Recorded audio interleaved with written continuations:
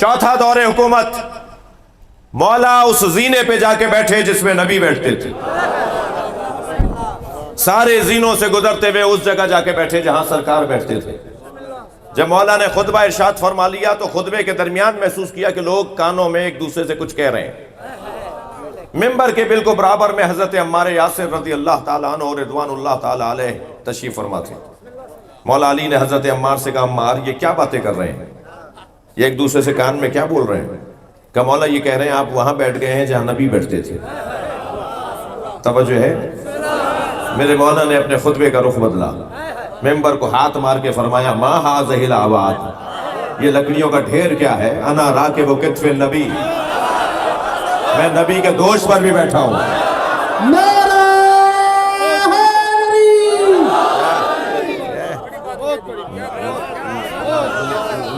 میں راکب دوش نبی ہوں، میں نبی کی دوش میں بیٹھا ہوں۔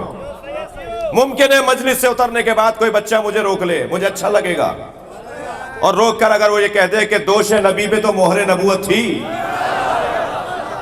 آپ نوحر نبوت کی توہین کر گئے، کیسے ممکن ہے کہ مہر نبوت پہ علی بیٹھ جائیں؟ میں نے کہا تمہیں میں ایک جملے میں سمجھا سکتا ہوں، قرآن پہ قرآن رکھ دو، نیچے والے قرآن کی توہین نہیں ہے۔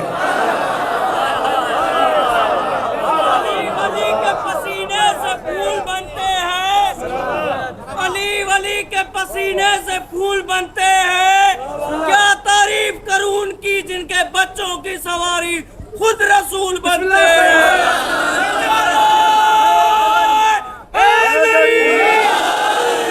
سب سے زیادہ علی مولا کو فقیروں سے پیار۔ میں اپنے محترم مجمع سے، جیکم آباد کے سنی شیعہ مجمع سے ایک جملہ کہتا گزروں، خبردار مہنگے کپڑوں میں کسی کو دیکھ کر امیر نہ سمجھنا، خبردار 4 کروڑ کی گاڑی سے اترنے والا امیر نہیں ہوتا، جس کا کالر ادھڑا ہوا ہو، پائچہ پھٹا ہوا ہو، بٹن ٹوٹے ہوئے ہوں، وہ ذلیل نہیں ہوتا۔ کیا معلوم جس نے مہنگے کپڑے پہنے ہوئے ہوں وہ علاقے کا یزید ہو، اور کیا معلوم جس کے بٹن ٹوٹے ہوئے ہوں وہ اللہ کا ولی ہو۔ لہٰذا ان بنیادوں پر کسی کی بے احترامی نہیں ہونی چاہیے، ان بنیادوں پر کسی کا احترام نہیں ہونا چاہیے۔ اللہ نے ویسے بھی اپنے ولیوں کو فقیروں میں چھپایا ہوا ہے۔ جی 2 کروڑ کی گاڑی سے اترنے والے کو ولایت نہیں ملے گی، جی یا دنیا لے لو یا روحانیت لے لو، دونوں چیزیں ساتھ ساتھ نہیں چلیں گی۔ اگر شوق ہے روحانیت کا تو سادگی اپنانا پڑے گی۔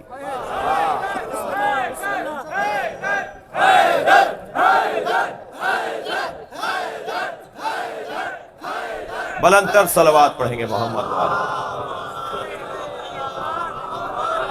اچھا اگر موسم تبدیل ہوا تو آپ بیٹھے رہیں گے نا؟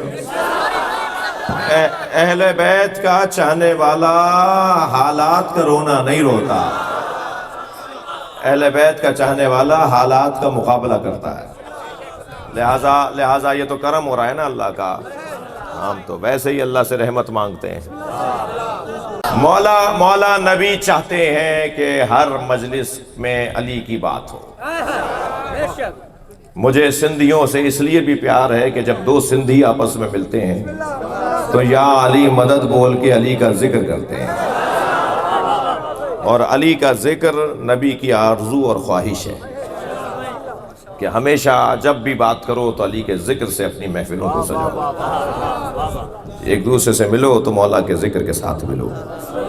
یہ دنیا ختم ہو جائے گی، یہ زمانہ مٹ جائے گا، مگر جو چیز باقی رہے گی وہ ان کا ذکر ہے۔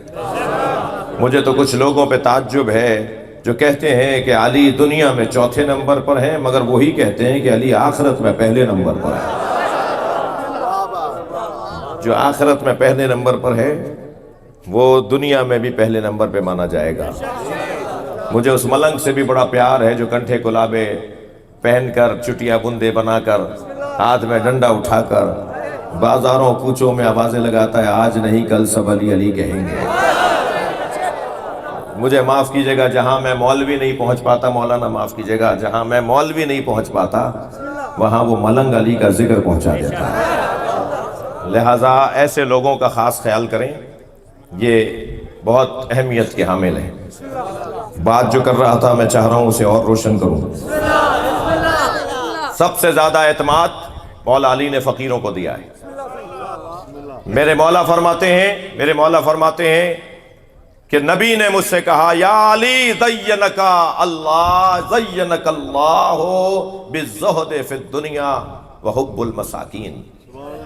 یا علی، اللہ نے تمہیں، نبی فرما رہے ہیں، یا علی اللہ نے تمہیں دو چیزوں سے سجا کے بھیجا ہے، تمہیں دو چیزوں سے سجایا ہے۔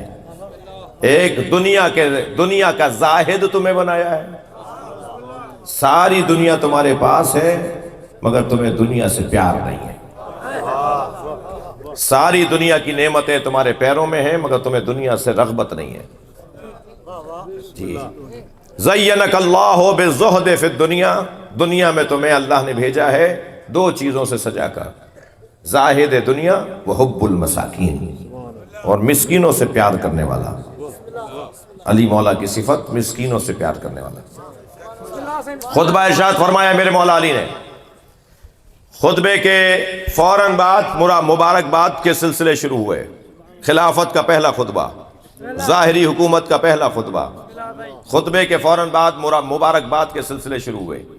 اچانک مسجد نبوی کے دروازے پر سب نے دیکھا کہ ایک ایسی شخصیت آئی جسے کوئی نہیں پہچانتا مگر پہچانتے ہیں تو علی جانتے ہیں۔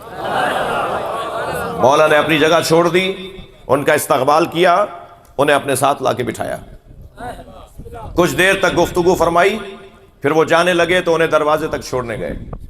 شاگرد ہوں تو ایسے، ساسا ابن سوہان رضی اللہ تعالیٰ عنہ نے آگے بڑھ کر کہا یا علی، یہ آنے والے کون تھے؟ ہم میں سے کوئی بھی نہیں جانتا کہ یہ کون تھے۔ مولا مسکرائے، مولا نے فرمایا یہ اللہ کے نبی خضر تھے۔ اللہ کے 4 نبی زندہ ہیں جن کی رحلت نہیں ہوئی ہے۔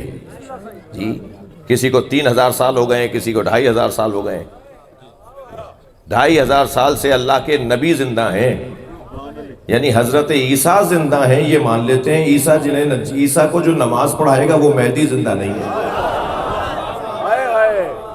سارا عالم اسلام کہتا ہے کہ حضرت عیسیٰ کو امام مہدی نماز پڑھائیں گے، ان کے بارے میں کہتے ہیں یہ کیسے ہو سکتا ہے، 1150 سال سے زندہ ہے۔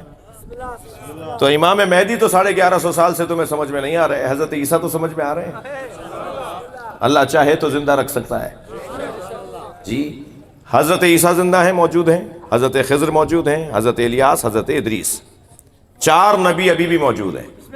کوئی صحراؤں پہ حاکم ہے، کوئی دریاؤں پہ حاکم ہے، کوئی فضاؤں پر حاکم ہے، کوئی آسمانوں پر حاکم ہے، اور یہ 4 نبی اللہ کی جانب سے کہیں نہ کہیں مدد کے لیے آتے رہتے ہیں۔ ان نبیوں میں سے ایک نبی حضرت خضر، مولا علی نے فرمایا یہ اللہ کے نبی خضر ہیں جو مجھ سے ملنے آئے۔ حضرت ساسا ابن سوہن نے کہا یا علی گفتگو کیا ہوئی، کیا گفتگو ہوئی؟ تو مولا نے فرمایا کہ خضر نے مجھے ایک حکیمانہ جملہ ہدیہ کیا، اور جملہ یہ تھا کہ ما احسن تواضع الاغنیاء علی الفقراء خشیۃ باللہ، اللہ کا خوف کرتے ہوئے امیروں کو غریبوں کے سامنے عاجزی کے ساتھ پیش ہونا چاہیے۔ خوف خدا رکھتے ہوئے امیروں کو غریبوں کا خیال کرنا چاہیے۔ یہ مجھے خضر نے جملہ ہدیہ کیا ہے، اور جب خضر نے مجھے یہ کہہ دیا کہ ما احسن تواضع الاغنیاء علی الفقراء خشیۃ باللہ، خوف خدا سے صاحبان ثروت لوگ فقیروں سے عاجزی کے ساتھ ملیں، تو مجھ سے کہنے لگے آپ بھی تو کچھ دیں۔ تو اے ساسا ابن سوہان، میں نے بھی خضر کو ایک جملہ ہدیہ کیا ہے۔ اب کمال دیکھیے علی مولا کا۔ مولا آپ نے کیا فرمایا؟ مولا فرماتے ہیں میں نے خضر سے کہا ما احسن تکبر الفقراء علی الاغنیاء ثقۃ باللہ، کتنا اچھا ہے کہ فقیر امیروں سے اکڑ کر بات کرے اللہ پہ بھروسہ کرتے ہوئے۔